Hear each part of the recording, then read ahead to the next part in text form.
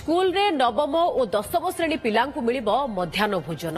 कटक रे घोषणा करिसेंती मुख्यमंत्री मोहन चरण माझी।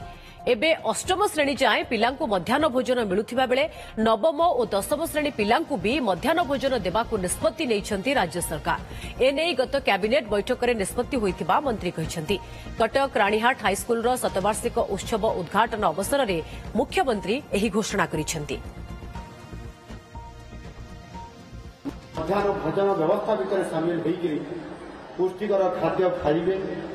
अष्टम श्रेणी पर्यंत दिया जाउछि, नवम नाही, दशम नाही। ये प्रश्न भी आसुछि समस्त भितर अभिभावक मान भितर पिला माने मध्य सब बड़े अनेक देखुछन्ति।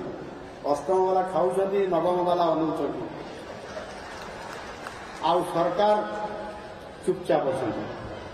किंतु जेते बेले आम सरकार आसिले नजर आसीगला अभिभावक माने जेहेतु ये लोकंकर सरकार ना संगे संगे पहुंची गले मुख्यमंत्री पाखे, शिक्षा मंत्री पाखे एवं भावुची आम पूर्त मंत्री पाखे पहुंची गले जे कहीं नवम दशम नुह से कहीं कहार दोष करते से गोटे परिवेश भितर अधे पिला भजन करेंगे, अधे पिला करेंगे ना भी सामिल करा।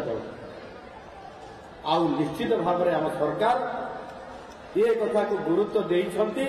लोकंकर सरकार होइतिबा कारणरू एवं छात्र छात्री मानकर भी सरकार होइतिबा कारणरू आम सरकार गत कैबिनेट रे निष्पत्ति नहीं सारी नवम दशम श्रेणी पिला माने मध्य मध्याह्न भोजन में सामिल हेबे, सेमाने मध्य पुष्टिकर खाद्य खाइबे एवं सेमाने मध्य आगु बढ़िबे।